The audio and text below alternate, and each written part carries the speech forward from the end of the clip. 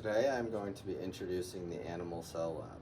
In the Animal Cell Lab, we are going to be observing cheek epithelial cells under a compound microscope. To prepare the sample, we are going to use a toothpick, and we are going to get an epithelial scraping from our cheek and make a wet mount slide using Lugol's iodine.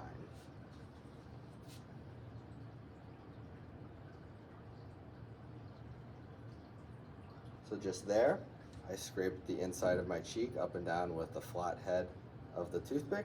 What I'm going to do then is smear my toothpick onto my slide so I get everything on it.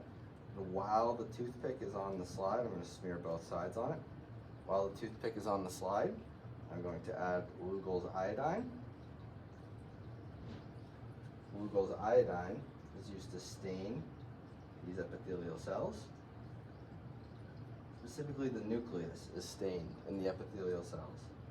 The reason the nucleus is stained is because in the nucleus there's a high concentration of starch, and Lugol's iodine stains the starch.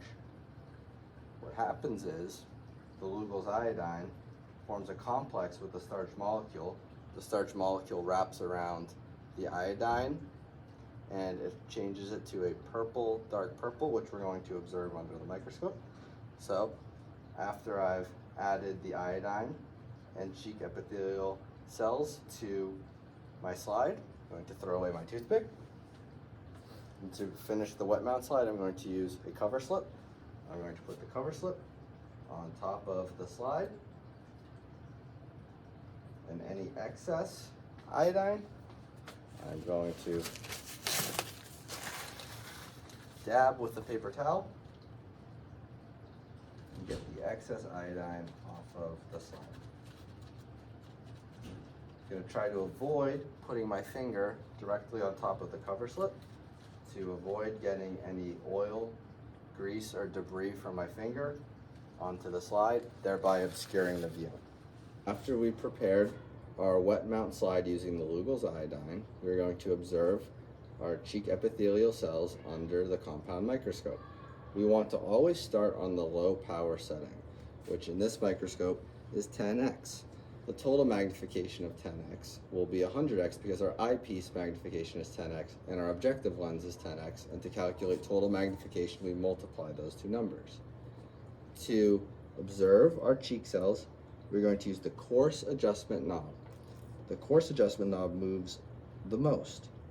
And when we move the coarse adjustment knob, we can get our image into focus and we observe the cells on the slide.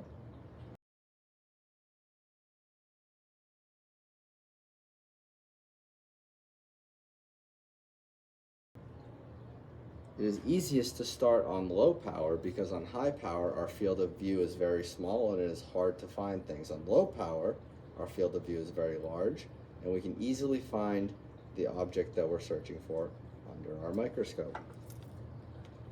When I found a good slide with a clear, dark nucleus, what I'm going to do is switch to high power. The reason the nucleus is stained dark by the Lugol's iodine is because the nucleus has a lot of starch in it, which turns black purple. After I get into high power, I'm going to use the fine adjustment knob to put things into focus. On this sample, it became very dark when I switched to high power. What I'm going to do is change the diaphragm to allow more light into my microscope. This will better allow me to see the cells under the microscope. When I found a good cell that I'm ready to draw, I'm going to put it into fine focus, put the clips on the slide, and we are going to draw our image.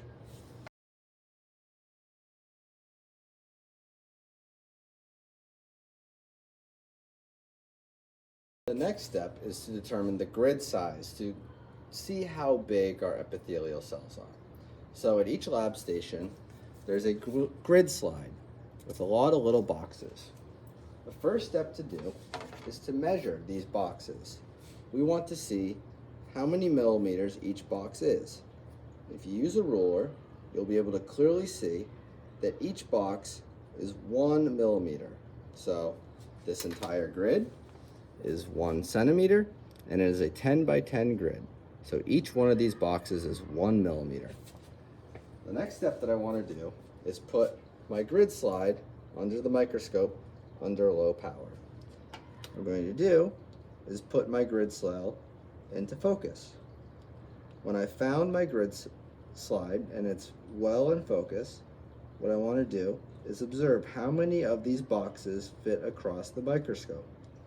And from what I can see, it's slightly over 1 box. You can clearly see 1 box with a little bit of extra on each side. So you must decide how many grid cells you'd approximate to the nearest tenth using the microscope.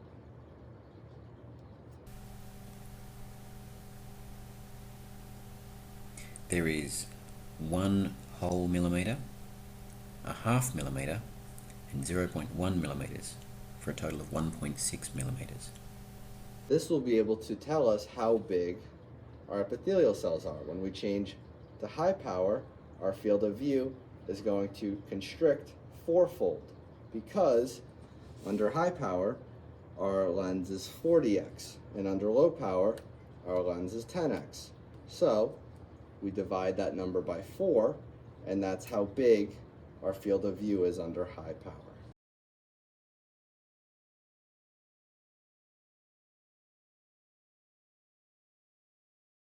The final step is to estimate how many epithelial cells you think will go across your field of view under high power. Once you calculated your field of view using the data table from the previous section, what I'd like you to do is estimate how many of these epithelial cells are going to fit across your field of view. You divide the field of view by that number, and that is the approximate width of your epithelial cell.